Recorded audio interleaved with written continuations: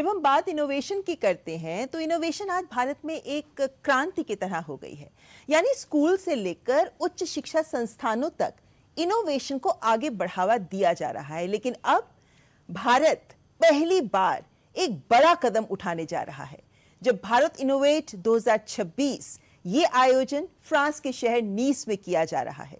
यानी भारत के स्टार्टअप्स को वैश्विक मंच दिया जा रहा है। लेकिन ऐसे मंच में जो स्टार्टअप्स जा रहे हैं वो हमारे ही देश के उच्च शिक्षण संस्थानों से ही जुड़े हुए हैं। यानी शिक्षा के माध्यम से इनोवेशन को हम अंतर्राष्ट्रीय मंच दे रहे हैं। तो इसके मायने क्या हैं? बात करने के लिए हमारे साथ जुड़े हैं उच्च शिक्षा सचिव डॉक्टर विनीत जोशी। डॉक्टर जोशी, बहुत बहुत स्वागत। धन्यवाद। डॉक्टर जोशी, ये हम मान के चल रहे हैं कि एक ऐतिहासिक पहल है। मतलब हमारे हायर एजुकेशन इंस्टीट्यूशंस जिस इनोवेशन को काम करते आ रहे हैं, अब हम उनको एक मंच दे रहे हैं, वो भी देश के बाहर। किस तरह का मायने और महत्व रखता है ये भारत इनोवेट हमारे हायर एजुकेशन के लिए? जी, बहुत महत्वपूर्ण कदम है जो कि भारत सरकार ने लिया है माननीय प्रधानमंत्री जी की प्रेरणा से। और जैसा हम सब जानते हैं कि जब ये नई राष्ट्रीय शिक्षा नीति आई 2020 की, तो उसमें इनोवेशन, एंटरप्रेन्योरशिप ये एक बहुत मेजर उसके आयाम थे। इसको कैसे आगे बढ़ाया जाए ये भी उसमें लिखा गया था कि अब एकेडमिक इंस्टीट्यूशंस, गवर्नमेंट और इंडस्ट्री ये साथ साथ आएंगे। इसी को आगे बढ़ाते हुए जो माननीय प्रधानमंत्री जी ने प्रेरणा दी कि क्यों ना हम अब ऐसा समय आ गया है कि भारत को हम विश्व में दिखाएं कि जो भारत के उच्च शिक्षा संस्थानों में जो इनोवेशन हो रहा है वो कितना डीप रूटेड है और उससे कितना ज़्यादा चेंज संभव है। Change in terms of affecting the number of people, large number of people who can be affected, और दूसरा चेंज कि it can be done in a cost effective way, and thirdly that there are many of the things which were being done in the new areas. तो इन तीनों चीज़ों को ध्यान में रखते हुए ये हुआ कि क्यों ना अब जो हमारे उच्च शिक्षण संस्थान हैं उसमें जो डीप टेक्नोलॉजीज़ में इनोवेशन हो रहे हैं उसको हम बाहर दिखाएं। उसके दो उससे पहलू होंगे। एक तो हम विश्व को एक हमारी जो सॉफ्ट पावर है उसको हम दिखा सकेंगे कि हमारे यहाँ अब टेक्नोलॉजी में, डीप टेक्नोलॉजी में किस तरीके की नई चीज़ें संभव हो सकती हैं। और दूसरी चीज़ कि जो हमारे स्टार्टअप्स हैं उनको चाहे वो कैपिटल इन्फ्यूजन की ज़रूरत हो, चाहे उनको मार्केट की ज़रूरत हो, चाहे उनको एकेडमिक टाइप्स की ज़रूरत हो, उसके लिए ज़्यादा अपॉर्चुनिटीज़ कैसे मिल सकें, तो ये इन दो चीज़ों को एड्रेस करने वाला है। वैसे हम जानते हैं कि प्रधानमंत्री जी हमेशा कहते हैं लैब टू मार्केट, इस कॉन्सेप्ट पर बहुत जोर दिया जा रहा है और अब इस पर काम किया जा रहा है। लेकिन ये पहली बार होगा कि हमारे 15 से ज़्यादा एजुकेशनल इंस्टीट्यूशंस, मतलब उच्च शिक्षण संस्थान हैं जिन्हें भारत सरकार की ओर से मंच दिया जा रहा है। जब हम अन्य देशों के भी हायर एजुकेशन को देखते हैं तो हम पाते हैं कि यहाँ इनोवेशन, एंटरप्रेन्योरशिप ये शब्द बहुत महत्व रखते हैं। तो ये भारत इनोवेट कैसे हमारे हायर एजुकेशन के जितने संस्थान हैं उन्हें भी एक पुश देगा इनोवेशन के माध्यम से? जी, देखिए जो मैंने अभी पहले कहा कि भारतीय हमारी जो राष्ट्रीय शिक्षा नीति है उसने बोला कि इनोवेशन को एक पुश दिया जाए। इसके तहत कई काम हुए। अगर स्कूली शिक्षा में बोले तो अटल टिंकरिंग लैब्स का एस्टेब्लिशमेंट हुआ। इस तरीके से हायर एजुकेशन में बात बोलें तो आइडिया लैब्स हमारे यहाँ पे आई। उसके अलावा अगर पूरे इकोसिस्टम की बात करें शिक्षा के मंत्रालय के बाहर, तो आरडीआई की स्कीम एक गवर्नमेंट ऑफ इंडिया लेके आई, स्टार्टअप इंडिया आया, स्टैंड अप इंडिया आया, तो एक तरीके का माहौल बनने लगा। अब इसमें अगर आप देखेंगे कि ज़्यादा से ज़्यादा जो स्टार्टअप्स हैं वो कहीं ना कहीं उच्चतर शिक्षा संस्थानों से जुड़े हुए थे। और ये शिक्षण संस्थान में पढ़ाई के अलावा जो इंडस्ट्रियल पार्क्स थे, जो रिसर्च पार्क्स थे, इन लोगों ने कंट्रीब्यूट किया कि कैसे जो लैब टू मार्केट की जो प्रधानमंत्री जी की सोच है उसको आगे कैसे बढ़ाया जा सके, और यहाँ पे ये कनेक्ट मिला।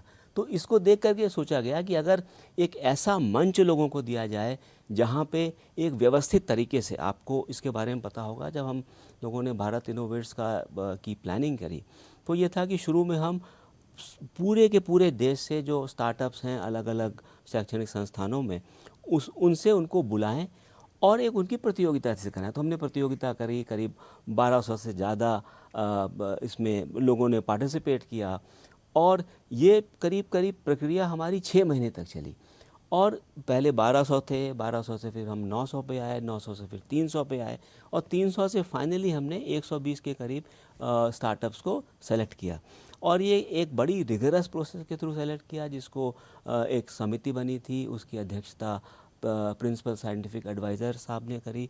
और जो हमारे स्टार्टअप्स बन करके आए, इनकी टेक्निकल कैपेबिलिटी ही नहीं, इनकी टेक्निकल यूनिकनेस, इनकी भारतीयता की पहचान और इनकी फीजिबिलिटी, इनकी कॉमर्शियल वायबिलिटी, इन चीज़ों को भी अलग अलग एक्सपर्ट्स ने देखा।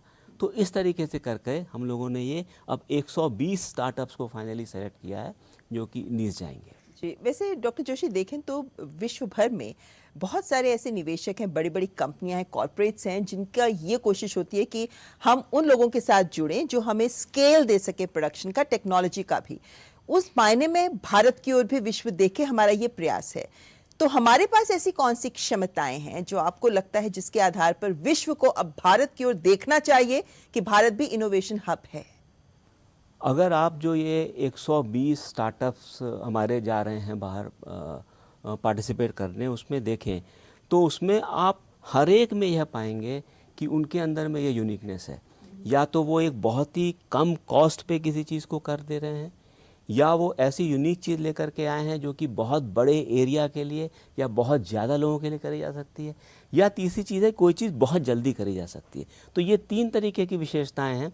इसके लिए मुझे लगता है कि विश्व डेफिनेटली जब हम इनको जा कर के वहाँ दिखाएंगे नीस में, फ्रांस में, तो सारे के सारे विश्व इससे इसकी तरफ आकर्षित होगा और डेफिनेटली जो भारत का नाम एक सॉफ्ट टेक्नोलॉजिकल पावर है उसमें आगे बढ़ेगा। और हम जानते हैं कि भारत इनोवेट्स में नीस में 45 से ज़्यादा दुनिया के बड़े बड़े निवेशक हैं जो आ रहे हैं। ट्रिलियंस ऑफ डॉलर्स की इकोनॉमी ये रेगुलेट कर रहे हैं। तो हम किन आउटकम्स को, किन उम्मीदों को लेकर वहाँ जा रहे हैं, क्या हासिल करना चाहते हैं? देखिए, इस दिशा में प्रयास हम लोगों ने काफ़ी समय से शुरू किया हुआ है। जब ही हमारे 120 स्टार्टअप सेलेक्ट हो गए थे, तो सेलेक्ट होने के बाद ही हमने इन लोगों के बारे में विश्व को बताना शुरू किया।